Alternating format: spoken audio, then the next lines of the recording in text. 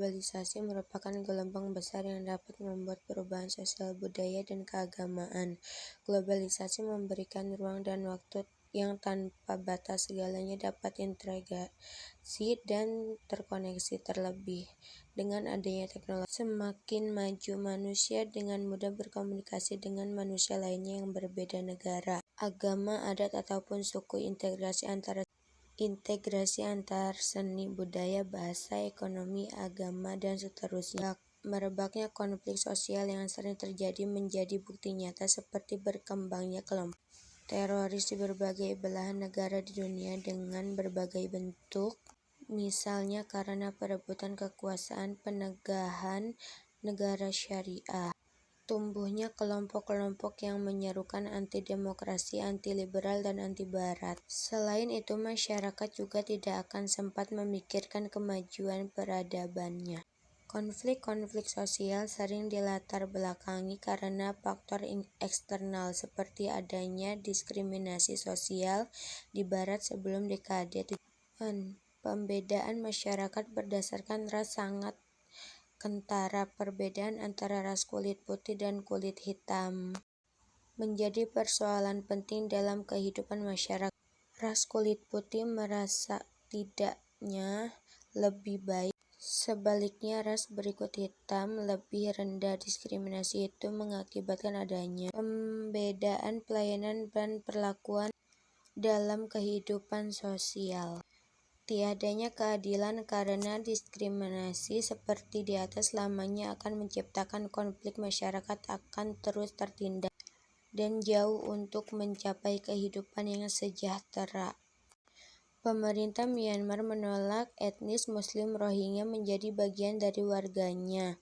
Demokrasi yang meniscayakan kebebasan dan penerimaan secara setara terhadap warganya tidak terjamin. Hal yang sama juga terjadi di Indonesia. Sejarah kelam Indonesia yang terdekat dapat ditemui setelah terjadi reformasi tahun 1998. Transisi dari pemerintahan otoriter ke otonomi membuat krisis yang multidimensional. Selain karena sebab di atas yang menyebabkan konflik, ada faktor internal yang menurut para sarjana mempunyai konflik yang signifikan. Faktor itu adalah agama. Tahir Abbas dalam penelitiannya terhadap fenomena politik atas fundamentalisme dan radikalisme agama di Eropa Barat, khususnya di Inggris, menunjukkan adanya faktor internal penganut agama seperti cita-cita yang disebut dalam agama Al-Quran, yakni ajaran jihad sebagai pemicu kaum fundamental berbuat radikal. Kemudian atas nama agama, radikalisme terjadi fenomena kelompok Boko Haram di Nigeria. Misalnya, kelompok ini menolak kemodernan yang datang dari Barat dan terus melawan pemerintah untuk merebut kekuasaan. Lihat survei yang pernah dilakukan antara tahun 1900 sampai 2000 menunjukkan bahwa terjadinya perang sipil lebih disebabkan karena sentimen agama dan fundamentalisme agama. Representasi Islam lebih tinggi dalam perang saudara hingga mencapai 81% dibanding agama lain. Seringkali terjadi konflik pertentangan sosial di bingkai dengan atas nama agama karena dapat menarik domestik dan dukungan dari luar. Menurut para penganut sekularisme, agama dapat memicu hambatan dalam pembangunan negara. Agama sangat konservatif yang tidak mendukung dengan kemodernan demokrasi. David B. Skillicorn membenarkan hal yang sama, yakni agama mempunyai potensi ke arah konflik, mengantarkan terhadap pemahaman umat yang meyakininya berbuat tindakan radikal dan mempunyai pemahaman yang fundamentalisme agama tumbuh bergerak dengan dalih pemurnian.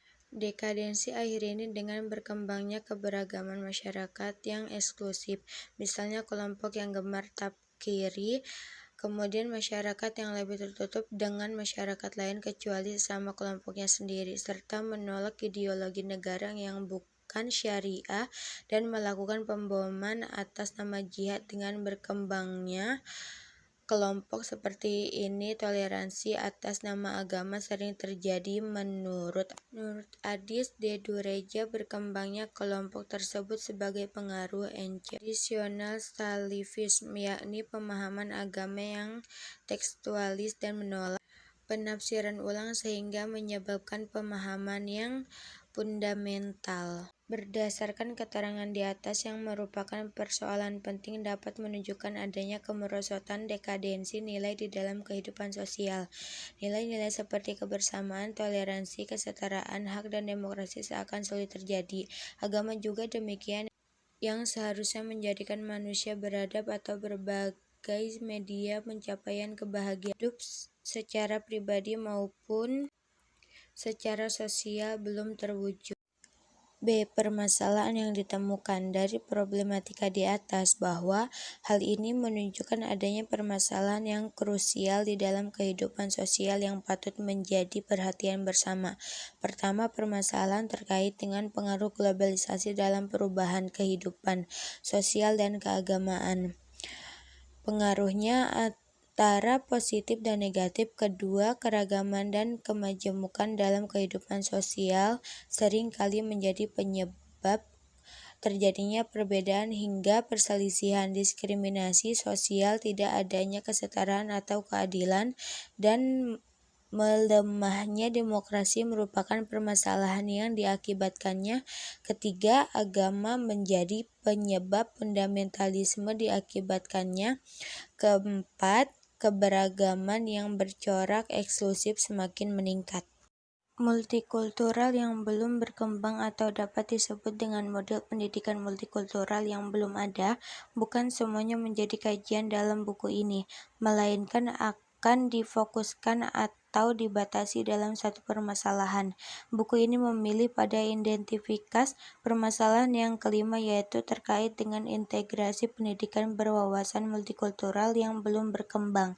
Ini tidak sepenuhnya sama persis dengan konsep pendidikan multikultural yang berkembang di Barat, karena dalam buku ini mengkaji pendidikan yang berada di Indonesia yang tentunya berbeda budaya dengan yang di Barat.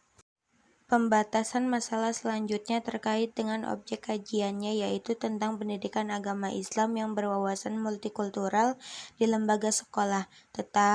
Tempat yang dipilih untuk melakukan penelitian ini adalah di SMA Plus Pembangunan Jaya.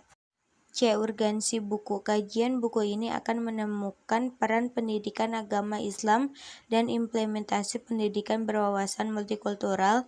Secara khusus, penelitian ini bertujuan pertama, menemukan sistem pendidikan berwawasan multikultural di SMA Plus Pembangunan Jaya.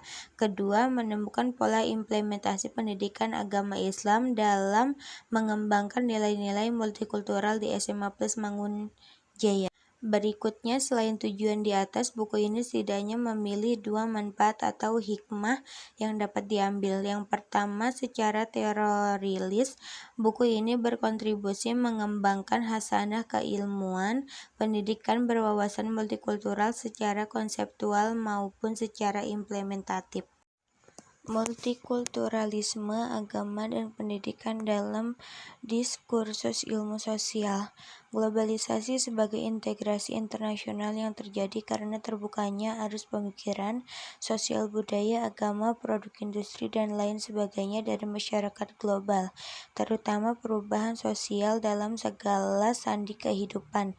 Perubahan sosial yang terjadi seperti berkembangnya masyarakat yang multikultural, bergantungnya pada kebutuhan informasi dan teknologi, persaingan bebas, tuntunan kesamaan hak, dan terciptanya masyarakat yang demokratis.